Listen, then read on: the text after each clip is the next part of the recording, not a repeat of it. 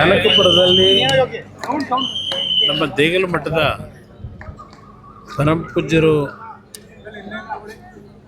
ಹಲವಾರು ದಿನಗಳಿಂದ ಸ್ವಲ್ಪ ಆರೋಗ್ಯದ ಸಮಸ್ಯೆಯಲ್ಲಿ ಆಸ್ಪತ್ರೆಗಳೇನಿದ್ದರು ನಿನ್ನೆ ದಿನ ಅವರ ಸಾವಿನ ಸುದ್ದಿಯನ್ನು ಶಿವೈಕ್ಯರಾದಂಥ ಸುದ್ದಿಯನ್ನು ಏನು ಬಂದಂಥ ಹಿನ್ನೆಲೆಯಲ್ಲಿ ಇವತ್ತು ಅವರ ದರ್ಶನವನ್ನು ಪಡೆದು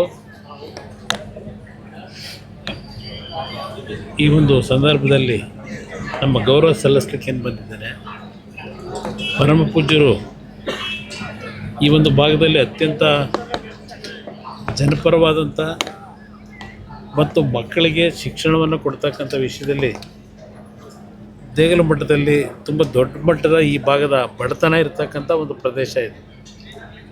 ಇದು ನಂಜುಂಡಪ್ಪ ವರದಿಯಲ್ಲಿ 174ನೇ ಸ್ಥಾನದಲ್ಲಿದ್ದಂಥ ಒಂದು ಕ್ಷೇತ್ರ ಇದೆ.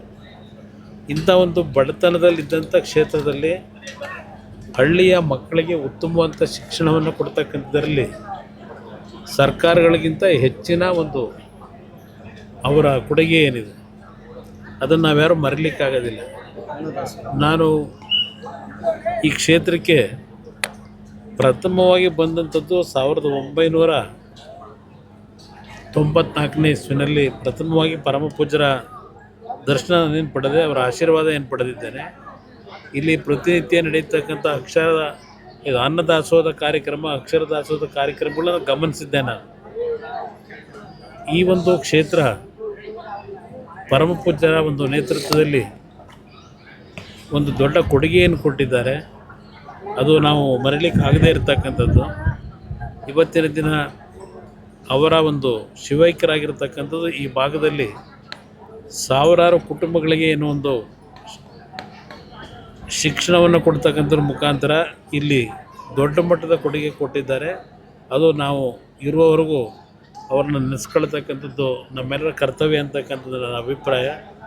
ಅವರ ಒಂದು ಶಿವೈಕ್ಯರಾದಂಥ ಈ ಸಂದರ್ಭದಲ್ಲಿ ಅವರಿಗೆ ಗೌರವ ಸಲ್ಲಿಸ್ತಕ್ಕಂಥದ್ದಕ್ಕೆ ಬಂದಿದ್ದೇನೆ. ಅವರಿಗೆ ಎಲ್ಲ ರೀತಿಯ ಭಗವಂತ ಚಿರಶಾಂತಿಯನ್ನು ಕೊಡಲಿ ಅಂತಕ್ಕಂಥ ಪ್ರಾರ್ಥನೆ ಮಾಡ್ತೀನಿ. ಚನ್ನಪಟ್ಟಣದ್ದು ಕಾರ್ಯಕ್ರಮ ಡೆಲ್ಲಿಗೆ ಹೋಗಬೇಕಾಗಿದೆ. ಇವತ್ತು ಡೆಲ್ಲಿ ಬರ್ತೀನಿ ಚನ್ನಪಟ್ಟಣದೇನಿಲ್ಲ ನೆಕ್ಸ್ಟ್